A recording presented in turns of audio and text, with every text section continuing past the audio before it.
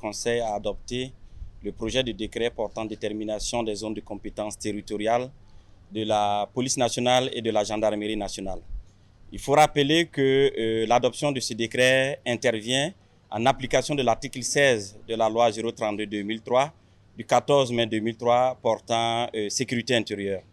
Au terme de ce décret, la police nationale aura désormais pour zone de compétences territoriales les communes urbaines et les autres communes de la province du Kadiogo. Et la gendarmerie nationale aura pour zone de compétences territoriales les communes rurales. Alors, il est également prévu le système de basculement dans ce décret, c'est-à-dire qu'à tout moment, en fonction d'un certain nombre de critères, notamment les critères liés à la criminalité, les critères liés à la démographie et également à l'économie, la compétence territoriale d'une zone peut basculer d'une entité à l'autre. Alors, nous avons également prévu dans ce décret un certain nombre de matières que nous avons jugées de portée nationale. Ça veut dire que les différentes entités gardent toujours les mêmes prérogatives dans ces domaines.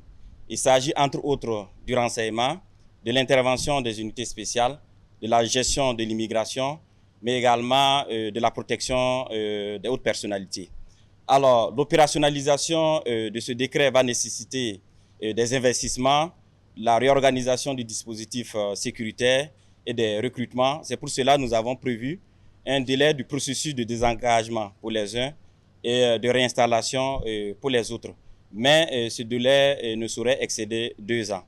En termes d'avantages, il faut signaler que déjà avec ce décret, alors, il serait question de mettre fin aux doublons.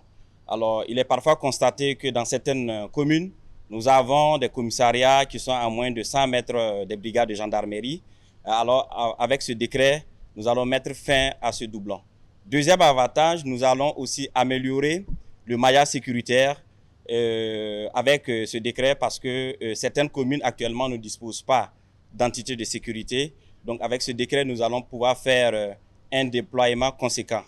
Et en troisième lieu, nous allons pouvoir également situer les responsabilités désormais lorsqu'il y aura une dégradation de la situation sécuritaire au niveau des différentes zones. Sobre Web TV, la Web TV au-delà de vos attentes.